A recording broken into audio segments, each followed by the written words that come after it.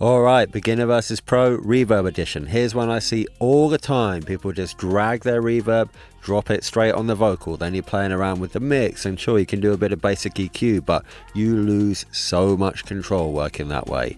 What you want to do is bin that off, set it up as a send effect. In Ableton, you get some send effects built straight for you for when you open a new project, but it's easier to set up in any DAW. Then you drag your reverb onto this channel, send from the vocal or the synth or the guitar or whatever it is you want the reverb on to that send. That way you can de-ess. If it's a vocal coming to the reverb, you can heavily de-ess that vocal before it hits the reverb, so you don't get any essy sibilant tails clouding up your verb. After the reverb, or before if you like, you can set up an EQ. You can roll off the highs, stop it being too metallic. You can roll off the lows.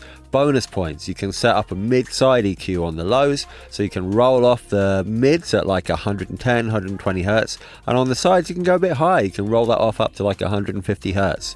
Keep the sides nice and spacious.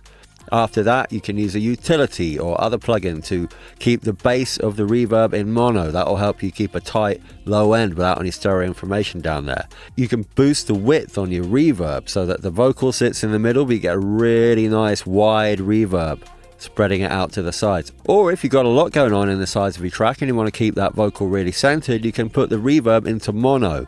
After that, you can compress the reverb. Bonus points, use the dry wet knob to put about a 50-50 parallel compression. That will help thicken up your reverb, but you don't want to be throwing these kind of effects on the actual source that you're sending.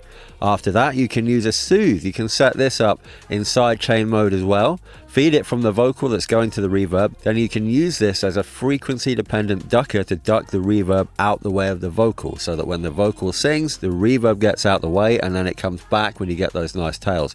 Bonus points, you can set this up in mid-side mode and only duck the mids, so that the reverb still blooms in the sides. After that, you can go crazy. Distort your reverbs, bit crush your reverbs, put chorus on your reverbs, send your reverbs to another send with a delay on it or another reverb on it. You can pan your reverb hard left and then set up another reverb panned hard right, so you get a crazy stereo effect with your reverb.